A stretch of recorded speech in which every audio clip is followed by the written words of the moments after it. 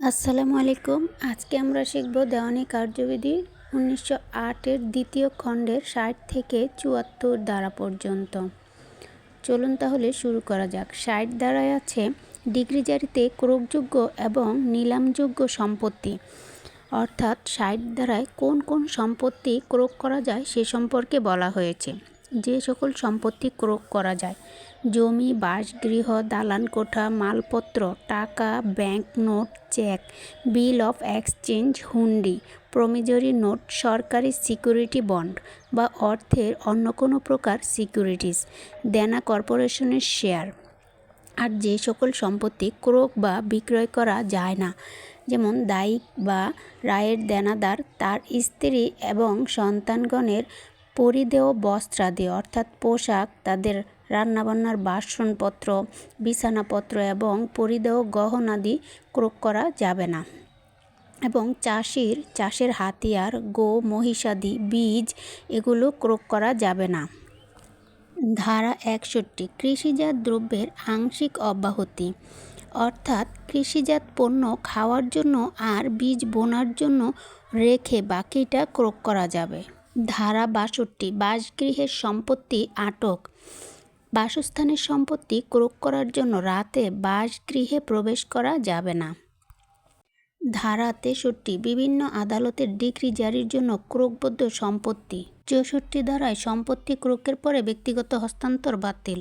ধারা 65 ক্রেতার সত্ত্ব, ডিগ্রি জারির দরুন কোনো স্থাবর সম্পত্তি নিলাম বিক্রয় হয়ে থাকলে এবং সেই বিক্রয় চূড়ান্তভাবে সম্পন্ন হয়ে গেলে উক্ত সম্পত্তি নিলাম বিক্রয়ের তারিখ হতে খরিদ্দারের ওপর বর্তাবে, অর্থাৎ যেদিন সম্পূর্ণ টাকা পরিশোধ করা হবে সেদিন চূড়ান্ত নিষ্পত্তির দিন নয়, যেদিন আংশিক টাকা প্রদান করেছে সেদিনটি চূড়ান্ত নিষ্পত্তির দিন বলে গণ্য হবে। 66 ধারায় বলা হয়েছে বাদীর পক্ষে নিলাম খরিদ করা হইয়াছে এই অজুহাতে ক্রেতার বিরুদ্ধে মোকদ্দমা চলবে না। ধারা 67 টাকা পরিশোধের জন্য ডিক্রি জারিতে ভূমির নিলাম বিক্রয় সম্পর্কে বিধিমালা প্রণয়নে সরকারের ক্ষমতা। টাকা পরিশোধের ডিক্রি জারির জন্য নিলামে ভূ সম্পত্তির যে কোনো শ্রেণীর স্বার্থে বিক্রয়ের ব্যাপারে সরকারের মতে উক্ত স্বার্থ অনিশ্চিত বা অনির্ধারিত হওয়ার দরুন উহার মূল্য ধার্য করা অসম্ভব হলে সরকার কোনো স্থানীয় অঞ্চলের নিলাম বিক্রয়ের ব্যাপারে সরকারি গেজেট প্রজ্ঞাপনের মাধ্যমে শর্ত আরোপ করতে পারেন। ধারা 68 কতিপয় ডিগ্রি জারির জন্য কালেক্টরের নিকট পাঠানোর বিধিমালা নির্ধারণের ক্ষমতা। স্থাবর সম্পত্তির নিলাম অনুষ্ঠানের জন্য কালেক্টরকে আদালত নির্দেশ দেয়। ধারা 69 তৃতীয় তফসিলের বিধান প্রয়োগ। পূর্ববর্তী শেষ ধারা অনুসারে যে সকল ক্ষেত্রে ডিগ্রি জারি করার জন্য পাঠানো হবে সেই সকল ক্ষেত্রে তৃতীয় তফসিল বর্ণিত বিধানসমূহ প্রযোজ্য হবে। ধারা 70 কার্যপদ্ধতির বিধি।